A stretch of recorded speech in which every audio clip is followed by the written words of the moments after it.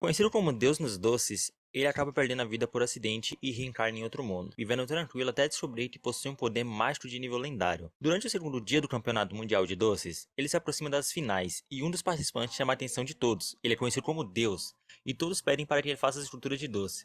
Ele está deixando todos impressionados com sua capacidade. Todos fazem esculturas lindas e nosso protagonista fica animado por doces tão lindos, dizendo que mesmo assim ele iria vencer essa competição. Na hora de mover suas peças até perto dos jurados, a estrutura de nosso protagonista acaba tombando e caindo em cima dele, esmagando. A competição acaba em uma tragédia, com o participante sendo morto por seu próprio doce. Ele reconhece que estava morrendo e começa a pensar que estaria indo embora sem fazer os melhores doces dessa terra. E ele se arrepende de não poder criar o melhor doce. Ouve uma voz que diz que lhe dará mais uma chance. Em casa, ele anuncia sua ideia de acelerar a cerimônia, mas sua mãe, Agnes, protesta, dizendo que ainda é cedo demais para Pestre. Seu pai se mantém firme, afirmando que confia no talento de Pestre, tanto na espada quanto na caneta, e sabe que ele é o melhor do vilarejo entre as crianças de sua idade. Por isso, quer levá-lo para a cerimônia. Ele explica que a cerimônia de santificação é o ritual de maioridade nesse mundo, o que pode ser chocante para sua mãe. Ela prefere esperar mais um pouco para que ele passe mais tempo como criança. Contudo, reconhecendo a necessidade, ela aceita. Seu pai estranha que ele conhece esses pratos e métodos de preparo e pergunta como sabe sobre isso.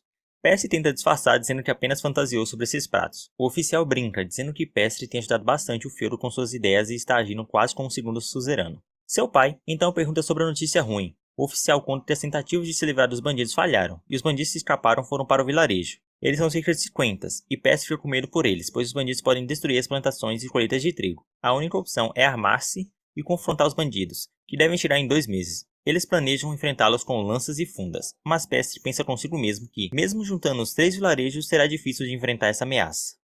Eles seriam apenas 30 homens, isso não seria o bastante nem para atrasar os bandidos. Eles não conseguiriam vencer uma batalha verdadeira. Pensam em se esconder em um dos rios da região, enquanto Cassaroli pede ajuda à Condessa de Redes. Porém, isso acarretaria outro problema. Afetaria a reputação da Condessa, que seria considerada incapaz se eles conseguissem lidar com os bandidos que ela não conseguiu. Partindo em 3 dias, sua mãe pede ajuda à irmã dele, para que ele aprenda tudo antes de ir, e não envergonhe a família. Pesce sente o perigo dessas duas enquanto se aproximam. Um pouco depois, aparece vestido. Sua mãe e irmã querem até colocar sapatos chiques nele, dizendo que a maquiagem fica bem. No dia de sua partida, Pesce está exausto após dias de preparação.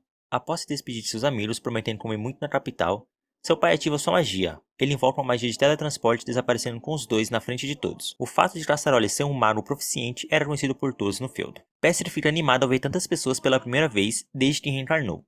Pesce já tem dificuldade em escolher uma maçã, mas acaba ganhando algumas de brinde do dono da venda. Voltando à igreja, o padre, que parecia uma boa pessoa, começa a falar mal da doação de Cassaroli. Ele diz que é apenas moeda de prata, típico de um nobre caipira que ganhou seu título no campo de batalha, e comenta que isso não compra excelência. Enquanto ele arma esse plano podre, Pestre e seu pai se deliciam com as maçãs, pensando em não contar para as meninas. Pessoal, então esse é o resumo do primeiro episódio. Caso tenham gostado, dá aquele like, compartilha, se inscreve e até o próximo vídeo. Pestre encontrou uma maneira de ganhar dinheiro, levando sua irmã para conhecer possíveis maridos. Isso era comum na Idade Média, mas ele pensou em economizar dinheiro evitando viagens longas. Sugere fazer retratos mágicos, permitindo que as famílias apresentassem seus filhos sem precisar viajar. Pesce mostrou um retrato mágico, o que impressionou a condessa. Ela ofereceu 100 moedas de ouro por sua ideia, mas Pesce negociou até 150 moedas. A condessa, percebendo o talento de Pesce, concordou e pediu desculpas por subestimá-lo. No final, Pesce deixou a condessa impressionada com seu talento e agradecido pela hospitalidade. Eles fugiram para ficar juntos, o que era difícil em um mundo onde os casamentos eram arranjados por alianças familiares. Ele começa a contar aos amigos sobre a situação difícil que estavam enfrentando. Surgem várias sugestões para ganhar dinheiro. A primeira foi aumentar os campos de cultivo, mas isso demandaria tempo, mão de obra e mais dinheiro. Lume sugeriu que Pesce poderia comercializar seus bolos, mas isso também não era viável, pois não seria lucrativo sem uma demanda enorme. Mark, empolgado, sugeriu que Pestre ensinasse magia. Ele gostou da ideia de aprender magia para fazer coisas incríveis e ficar rico, mas Lume o cortou, dizendo que usar magia de fogo poderia acabar em desastre. Pestre, então, teve uma ideia. Pediu que os amigos desenhassem algo no chão. Mark desenhou ele derrotando um dragão com sua magia, e Lume desenhou uma torta.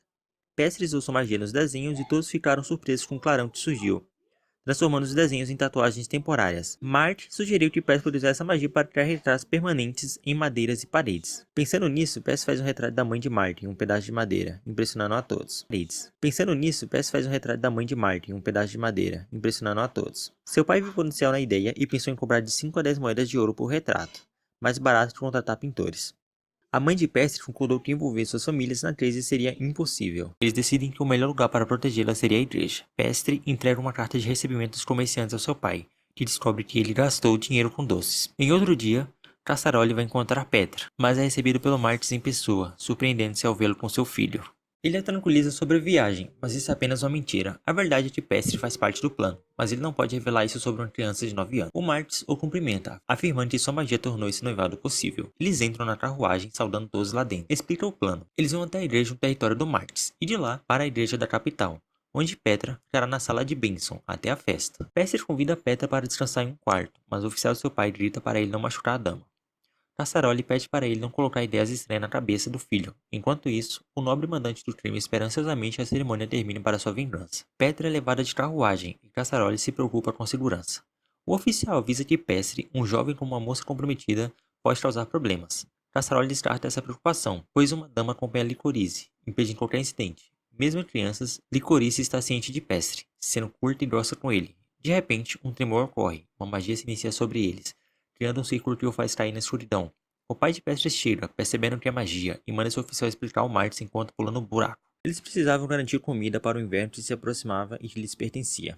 Ele pensou que deixar aquele líder bandido escapar foi um grande erro, pois poderiam ter conseguido pelo menos 200 moedas por sua cabeça. Começaram então a considerar empréstimos, mas isso era inviável, pois os feudos próximos também estavam sem recursos devido ao inverno. Alguns até recorriam à caça para sobreviver. Pedir dinheiro aos novos da corte também parecia uma má ideia, pois poderiam cobrar juros altíssimos. Pestre fica animado ao ver tantas pessoas pela primeira vez desde que reencarnou. Ele não tinha acesso a tanta variedade de frutas e doces, vendo até açúcar mascavo na feira. O feudo onde nasceu é pobre em doces, e agora ele se sente no paraíso. Ele já pensa em comprar açúcar e começar a produzir doces como um bolo de açúcar mascavo, bolo de chocolate e pudim. Seu pai diz a ele que, se passar pela cerimônia de maioridade, poderá escolher qualquer coisa na feira como presente. Ele fica em dúvida entre tantas coisas boas e acaba encontrando maçãs. Seu pai diz que aquilo se chama broncas, e espera que nascem ao sul, sendo meio azedas. Pestre reconhece que essas maçãs são boas para a culinária, e pensa em fazer pratos com elas, talvez até plantá-las em sua terra. Ao chegar ao destino, os dois são emboçados por bandidos, começam a batalha, e um dos bandidos se aproxima da carruagem, mas Pestre o impede, dizendo que não permitirá que toquem nelas. Outro bandido se junta, mas seu pai chega para ajudar, e juntos conseguem derrotar os bandidos. Os outros fogem, aterrorizados. Eles tranquilizam as meninas na carruagem, mas elas ainda estão assustadas. Eles as levam para o subterrâneo, onde a irmã mais nova hesita em descer. Pestre, como um príncipe encantado, segura a mão dela, acalmando.